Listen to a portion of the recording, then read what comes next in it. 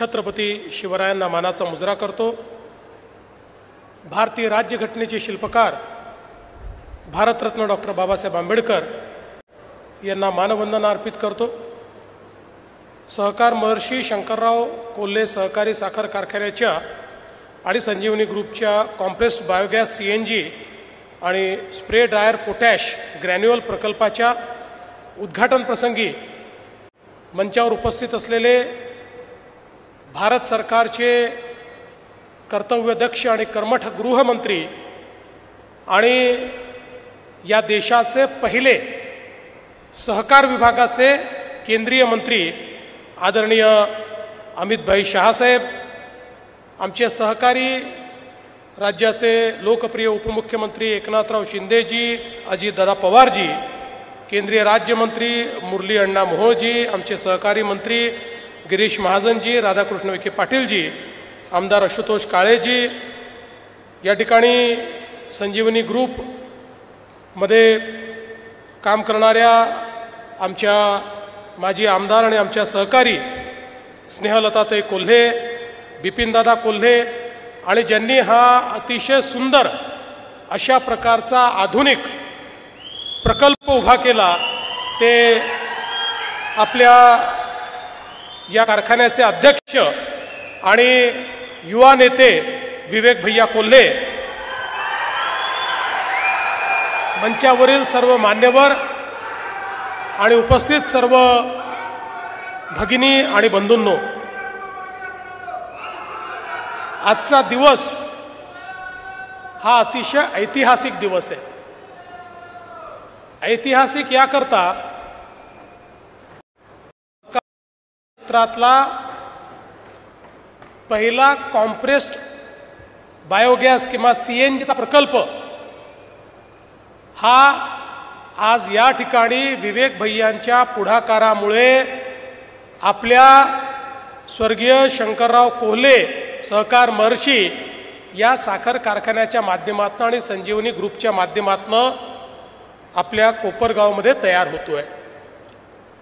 हे ऐतिहासिक याकरता देखील आहे की देशाचे प्रधानमंत्री माननीय नरेंद्र मोदीजींनी शेतकरी हा केवळ शेतकरी नको तर तो अन्नदाता सोबत ऊर्जादाता झाला पाहिजे अशा प्रकारचा विचार मांडला आणि त्यातून केंद्र सरकारने मोदीजींच्या नेतृत्वात आणि सहकार विभागाने अमितभाई शहासाहेबांच्या नेतृत्वात मोठ्या प्रमाणावर वेगवेगळ्या योजना आणल्या, त्या योजनांकरता निधी उपलब्ध करून दिला आणि साखर कारखानदारी जिवंतही राहिली पाहिजे आणि त्याच्यामध्ये सर्क्युलर इकॉनॉमी तयार झाली पाहिजे अशा प्रकारचा विचार हा रुजवण्याचं काम हे सहकार क्षेत्रामध्ये केलं। आपल्याला कल्पना आहे इथेनॉल सारखी एक क्रांती या देशामध्ये मोदीजींच्या नेतृत्वात आली। इथेनॉलमुळे एकीकडे आपलं परकीय चलन वाचलं, दुसरीकडे आमच्या साखर कारखान्यांना जी काही साखरेच्या किमतीचा चढ उतार असतो या चढ उताराने येणारं जे नुकसान आहे ते नुकसान भरून काढण्याकरता मोठ्या प्रमाणात मदत देखील मिळाली आणि केंद्र सरकारच्या ज्या सगळ्या ऑइल कंपनीज आहेत यांनी ॲश्युअर्ड बायर म्हणून, ॲश्युअर्ड खरेदीदार म्हणून त्या ठिकाणी वेगवेगळ्या कारखान्यांची करार केल्यामुळे एक उत्तम निधीचा स्रोत हा कारखान्यांकरता सुरू झाला आणि मोठ्या प्रमाणात शाश्वतता आणण्याचं काम हे या क्षेत्रामध्ये मोदीजींच्या नेतृत्वात झालं। पण याच्याकडे पाहत असताना एका वेगळ्या नजरेने देखील बघितलं पाहिजे। आज आपण बघतोय आपल्या देशासमोर किंवा जगासमोर सगळ्यात मोठा प्रश्न काय आहे? सगळ्यात मोठा प्रश्न आहे वातावरणातल्या बदलाचा।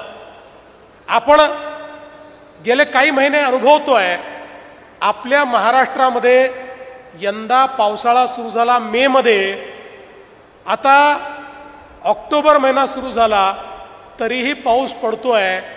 आमचे अनेक सर्कल असे आहेत की ज्या ठिकाणी 7-7 वेळा अतिवृष्टी झाली आणि शेतकऱ्याचं आतोनात नुकसान झालं। केवळ शेतीचा नाश झाला असं नाही, जमीनही खरडून गेली, म्हणजे रबीचं पीक देखील शेतकऱ्याला घेता येणार नाही, अशा प्रकारची अवस्था झाली. जी काही सरकारने मदत करायची आहे ती तर आपण करणारच आहोत, पण प्रश्न हा आहे की हे जे वातावरणातल्या बदलाचे परिणाम आहेत, हे परिणाम यापुढे जर असेच सुरू राहिले तर आमच्या शेतकऱ्यांनी नेमकं काय करायचं. आणि मग याच्यावरचा उपाय काय आहे, तर याच्यावरचा उपाय आहे CO2चं, कार्बन डायऑक्साईडचं जे एमिशन आहे हे कमी करणं. या ठिकाणी जे ग्रीन हाऊस गॅसेस तयार होतात हे कमी करणं, हे यातलं सगळ्यात महत्त्वाचं एक काम आहे. आणि आपण जर विचार केला तर सर्वात जास्त हे प्रदूषण पसरवून वातावरणातल्या बदलाला त्या ठिकाणी चालना देणारं काही असेल तर आज आपण जी एनर्जी वापरतो, आपण जे पेट्रोल वापरतो, आपण जे डिझेल वापरतो, कोळशापासून निर्माण होणारी विद्युत जी वापरतो, या सगळ्या गोष्टी एकीकडे आपलं परकीय चलन खर्च करतात आणि दुसरीकडे आपल्यावर, आपल्या कृषीवर या ठिकाणी मोठं संकट आणतात. आणि म्हणून माननीय प्रधानमंत्री मोदीजींनी सांगितलं आपल्याला एनर्जी ट्रान्झिशन करायचं आहे, आपल्याला ऊर्जाच्या स्रोतामध्ये परिवर्तन करायचं आहे. प्रदूषण करणारे ऊर्जा स्रोत हे हळूहळू कमी करून जे आपले अतिशय नैसर्गिक किंवा अपारंपरिक ऊर्जा स्रोत आहेत त्याला आपल्याला त्या ठिकाणी चालना द्यायची आहे. आपण सोलारचा प्रयोग केला, आज महाराष्ट्र त्यामध्ये पहिल्या क्रमांकावर आहे.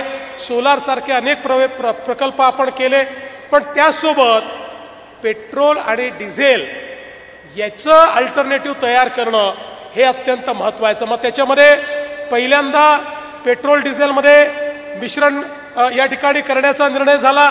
त्या दृष्टीनं आपण आपल्या ऑइल कंपन्यांनी काम चालू केलं. फ्लेक्स इंजिन आपण आणले की ज्याच्यामध्ये 100% इथेनॉलवर आपल्या गाड्या चालू शकतील. पण त्याच्यात सगळ्यात महत्त्वाचं जर काही परिवर्तन असेल तर ते म्हणजे CBG आहे. हा जो CBGचा प्रकल्प आपण करतोय हा प्रकल्प म्हणजे सर्क्युलर इकॉनॉमीचा प्रकल्प आहे. कारण आपण बघा या ठिकाणी आपण ज्यावेळेस साखर तयार करतो, बाय प्रॉडक्ट्स तयार करतो, त्यावेळी स्पेंट वॉश, प्रेस मड या सगळ्या ज्या गोष्टी आहेत या ऑर्गॅनिक अशा प्रकारची वेस्ट आहे. ही ऑर्गॅनिक वेस्ट ही जमा करून त्याच्यातनं गॅस तयार करायचा. आणि हा तर मल्टीफीड आहे, त्यामुळे याच्यामध्ये त्याच्यासोबत नेपियर ग्रास आपण करणार आहोत किंवा इतर गोष्टी देखील करू शकणार आहोत. त्यामुळे आपलं आतापर्यंतचं जे वेस्टेज होतं या वेस्टेजवर प्रोसेसिंग होणार आहे. त्याच्यामध्ये एनोरोबिक डायजेशनच्या प्रोसेसनी त्या ठिकाणी मिथेन आणि कार्बन डायऑक्साईड तयार होईल आणि मग ते कॉम्प्रेस करून गॅसच्या पद्धतीने ज्यावेळी आपण त्याला कॉम्प्रेस करतो त्यावेळी त्याचं शुद्धीकरण करताना, ते शुद्धीकरण करत असताना त्यातनं जे काही गोष्टी निघतात त्या गोष्टी म्हणजे पोटॅश आहे. म्हणजे एकीकडे आता काय झालं, जो आपला कचरा होता त्यातनं गॅस तयार केला आणि गॅसचं प्युरिफिकेशन करताना जो कचरा निघाला ते बायो फर्टिलायझर झालं. मोठ्या प्रमाणात आपल्या शेतीमध्ये मदत होईल अशा प्रकारचं बायो फर्टिलायझर हे देखील आपण तयार करतोय. म्हणजे मोठ्या प्रमाणात शेतकऱ्याला तर मदत होतेच आहे, पण काहीही वेस्ट होणार नाही. Nothing is waste, everything is wealth, अशा पद्धतीनं हा प्लॅन्ट विवेक भैयांनी या ठिकाणी तयार केलेला आहे. म्हणून हे महत्वाचं आहे. आज तुम्ही बघा 75 या ठिकाणी मेट्रिक टन दर दिवशी आपण गॅस तयार करणार, CBG तयार करणार. याचं जर आपण कन्व्हर्शन केलं तर प्रत्येक दिवशी 1,10,000 लिटर पेट्रोल आपण वाचवणार आहोत. 1,10,000 लिटर पेट्रोल वाचवायचं म्हणजे परकीय चलनही वाचलं आणि पर्यावरणाचा नाश देखील वाचला. म्हणजे कालपर्यंत जे वेस्ट होतं त्यातनं आता देशाच्या अर्थव्यवस्थेला मदत करणार आहोत, शेतकऱ्याच्या अर्थव्यवस्थेला मदत करणार आहोत आणि त्याच्यासोबत हे पोटॅश जे तयार होणार आहे या पोटॅशमुळे आपल्याला जे काही शेतकऱ्याच्या शेतीमध्ये फर्टिलायझर त्या ठिकाणी आयात करून आणावं लागतं ते आयातीवर देखील मोठ्या प्रमाणात आपण सबस्टिट्यूट तयार केल्यामुळे त्यातनं आपलं परकीय चलन वाचणार आहे. आपण मोदीजींची दूरदृष्टी बघा. की त्यांनी असा निर्णय केला की एकीकडे आपले जे शेतकरी आहेत ते शेतकरीच ऊर्जादाता देखील होतील, म्हणजे शेतकऱ्यांना त्यांच्या शेतीच्या मालाचा भाव हा अधिकचा मिळेल, दुप्पट तिप्पट मिळेल. कारण आज शेतमालाचा भाव हा आपल्याला माहिती आहे आंतरराष्ट्रीय बाजारपेठ ठरवते, पण अशा प्रकारच्या कन्व्हर्शनमुळे तो भाव आपल्याला जास्त देता येतो आणि दुसरीकडे देशाचं परकीय चलन वाचवण्याचा प्रयत्न देखील या माध्यमातून होतोय. हे अत्यंत महत्त्वाचं आहे. आज आम्ही ज्यावेळेस येत होतो त्यावेळी आम्हाला अमित भाईंनी सांगितलं की अशा प्रकारचे अनेक प्रयोग आम्हाला करायचे आहेत, अनेक अशा प्रकारचे वेगवेगळे युनिट आम्हाला उभारायचे आहेत. केंद्र सरकार NCDCच्या माध्यमातून त्याला पूर्ण फंडिंग करायला तयार आहे. महाराष्ट्रामध्ये अशा प्रकारचे वेगवेगळे कारखाने जे हे करायला इच्छुक आहेत ते तुम्ही शोधून काढा आणि त्याकरता सगळा पैसा केंद्र सरकार या ठिकाणी देईल. म्हणजे याचा अर्थ असा आहे विवेक भैया, ही जी नवीन क्रांती सुरू होती आहे त्या क्रांतीचे प्रणेते आता तुम्ही झालेले आहात. ही खरोखर मला असं वाटतं एक अत्यंत महत्त्वाची गोष्ट आहे आणि म्हणून एक युवा नेता म्हणून तुमचं मी अतिशय मनापासून या ठिकाणी अभिनंदन करतो. आणि ही जी विजन देशाचे प्रधानमंत्री आणि देशाच्या सहकारिता मंत्र्यांची आहे की पहिल्यांदा आमच्या सहकार क्षेत्रामध्ये शाश्वतता आणून शेतकऱ्याचा विचार करणं, हे जे या ठिकाणी सुरू झालेलं आहे, मला असं वाटतं हे खरोखर एक नवीन विजन आज आपल्या भारतामध्ये आपल्याला पाहायला मिळत आहे. आज हे खरं आहे आपल्या महाराष्ट्रातल्या शेतकऱ्यावर खूप मोठ्या प्रमाणात त्या ठिकाणी संकट आलंय. जवळपास 40% आपली शेती महाराष्ट्रातली त्याच्यावर असलेली पिकं ही पूर्णपणे त्या ठिकाणी नष्ट झाली आहेत, ती वाहून गेली आहेत. पण जसं शिंदे साहेबांनी सांगितलं, अजितदादांनी सांगितलं, राज्याचं सरकार हे शेतकऱ्याच्या पाठीशी भक्कमपणे उभं राहणार आहे. केंद्र सरकार आमच्या पाठीशी आहे, मोदीजी आणि अमित भाई आमच्या पाठीशी आहेत. त्यामुळे निश्चितपणे हे तर खरंच आहे, शेतकऱ्याचं झालेलं सगळं नुकसान हे आपण भरून देऊ शकत नाही. हे देखील खरं आहे की ज्यावेळेस उभी पिकं ही त्या ठिकाणी करपतात, उभी पिकं ज्यावेळेस त्या ठिकाणी झोपतात, त्यावेळी शेतकऱ्याचं दुःख हे अवर्णनीय अशा प्रकारचं असतं. कारण ते पीक शेतकऱ्याला पोटच्या पोरासारखं वाटत असतं. त्यामुळे त्याचा झालेला जो लॉस असतो, त्याचं त्या ठिकाणी आलेलं दुःख असतं, हे दुःख तर आपल्याला भरून काढता येत नाही. पण एवढं निश्चित करता येतं की तो शेतकरी पुन्हा आपल्या पायावर उभा राहील, भक्कमपणे उभा राहील. ही मदत तर राज्य सरकार निश्चितपणे करू शकते आणि तेच करण्याचा प्रयत्न, ही फुंकर मारण्याचा प्रयत्न आम्ही या ठिकाणी राज्य सरकारच्या माध्यमातून करणार आहोत. हा विश्वास या निमित्ताने मी आपल्याला देतो.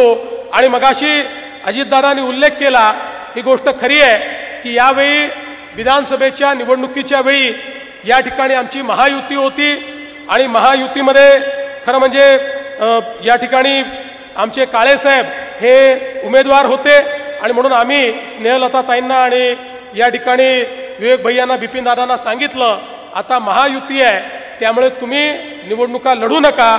आपण आता सगळे या ठिकाणी जे NCPचे उमेदवार आहेत त्यांना, आशुतोष काळे साहेबांना या ठिकाणी मदत करू. आणि त्यांनी ती मदत केली आणि आज आपली महायुती भक्कम आहे. पण त्याच वेळी आम्हाला याचीही कल्पना आहे की आम्ही ताईंना आणि या ठिकाणी भैयाला हे सांगितलं होतं की तुमचं जे काही राजकीय भवितव्य आहे त्याची काळजी अमित भाई आणि आम्ही घेऊ. त्यामुळे आम्ही ते विसरलेलो नाही आणि अमित भाई पण विसरलेले नाही. अमित भाईंनी गाडीमध्ये बसला असताना त्याचा उल्लेख केला की विवेक भैया आणि ताई आपल्याला भेटायला आले होते आणि या सगळ्या गोष्टी आपल्याला पुढे करायच्या आहेत. त्यामुळे त्याची काळजी करू नका, तुमचं सगळं राजकीय भविष्य उत्तम होईल. पण आता एक उत्तम काम तुम्ही केलेलं आहे, हे काम अजून मोठं कसं करता येईल, हे काम इतरांनाही कसं मदत करता येईल याचा प्रयत्न हा तुम्ही करावा, अशा प्रकारची तुम्हाला विनंती करतो. पुन्हा एकदा अतिशय मनापासनं शेतकऱ्यांच्या जीवनात आधुनिकता आणण्याचं काम तुम्ही केलेलं आहे. खरं म्हणजे नातवानी आजोबासारखं काम केलेलं आहे असं मी म्हणेन. कारण शंकरराव कोल्हे BSc ॲग्रिकल्चर झाल्यानंतर त्यांना फोर्ड फाउंडेशननी शिष्यवृत्ती दिली परदेशात जाऊन शिकल्यानंतर त्यांनी स्वित्झर्लंडमध्ये जाऊन त्या ठिकाणी फॅक्टरी टाकली, पण त्यांना आपलं गाव आणि आपले लोक बोलवत होते, त्यांना शेती बोलवत होती. त्यांना वाटलं शेतीत जाऊन प्रयोग केले पाहिजेत आणि म्हणून इथे येऊन शेतीमध्ये प्रयोग करून हे एवढं मोठं साम्राज्य, त्या काळाची आधुनिकता ही शेतीमध्ये आणण्याचं काम त्यांनी केलं. आता तोच कित्ता बिपिन दादांच्या आणि स्नेहलताताईंच्या आशीर्वादाने विवेक भैया तुम्ही गिरवलेला आहे. म्हणून नक्कीच शंकररावांचे आशीर्वाद तुम्हाला या ठिकाणी मिळतील हा विश्वास व्यक्त करतो आणि माझं बोलणं संपवतो. जय हिंद, जय महाराष्ट्र.